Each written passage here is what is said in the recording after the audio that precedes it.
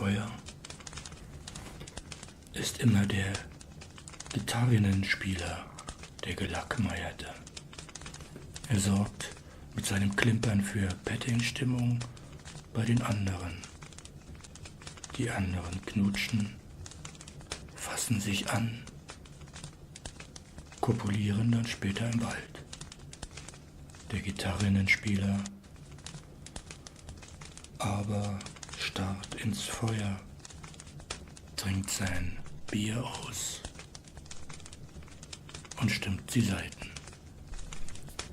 Ja, du hast richtig gehört. Der Gitarrenspieler. Ich mache auch auf diesem Gebiet immer alles richtig. Erst gestern ein ewig gestriger fragte, ob es nicht genug sei, dass der Plural wegen des davorgestellten die, wie zum Beispiel die Zwerge, als weiblich angesehen werden könne. Ich wies ihn zurecht und dann schubste ich ihn ins Feuer, ins Lagerfeuer. Ich hatte ihn bekehrt. Die Welt war wieder in Ordnung. Aber manchmal ist alles ganz anders. Hier kommen die Lagerfeuergespenster ins Spiel. Siehst du sie, die Lagerfeuergespenster? Nein? Dann solltest du deine Brille aufsetzen oder zur Toilette gehen und im schmuddeligen Innern deiner Handtasche die verklebten Kontaktlinsen suchen. Und nun eine Botschaft, nein, eine Warnung von den alten Märchenerzählern an euch,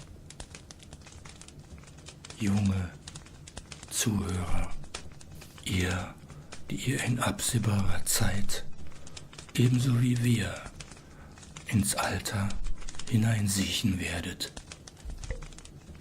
Doppelpunkt. Kommt niemals auf den Gedanken, eure Socken auf die Art ausziehen zu wollen, indem ihr sie an den Zehen packt, um sie vom Fuß zu streifen. Schulterzerrungen wäre mit hoher Wahrscheinlichkeit die Folge. Ihr rennt, ein Lichtlein brennt. Erst 1, dann 2, dann 3, dann 4, dann brennt der Himmel über dir.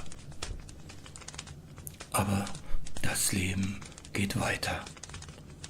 Mit dir oder mit mir vielleicht. Oder sogar mit uns beiden. Oder mit der bösen Fee der 13. Oder mit Rotkäppchen. Aber vielleicht auch nur mit dem Wolf.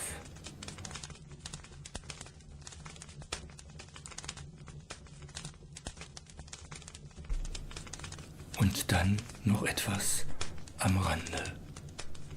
Doppelpunkt. Die Gestalt dieser Welt vergeht. Es sei denn, wir entlassen alle, aber auch wirklich alle Comichelden in das Leben an sich.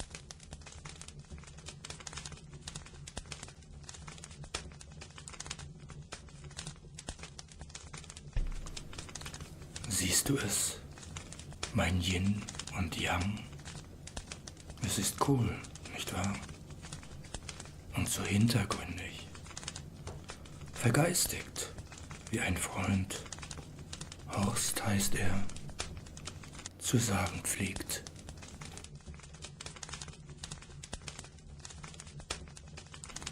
Welche Märchenfigur wärst du gerne? Die 13. Fee? Das Rumpelstilzchen? Oder lieber der Wolf? Die böse Stiefmutter? Die Schneekönigin? Aber sicher nicht die Hexe.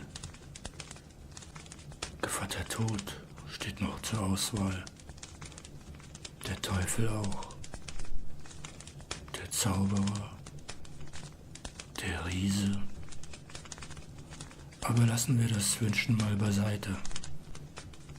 Welche Märchenfigur passt zu dir? Das ist viel interessanter.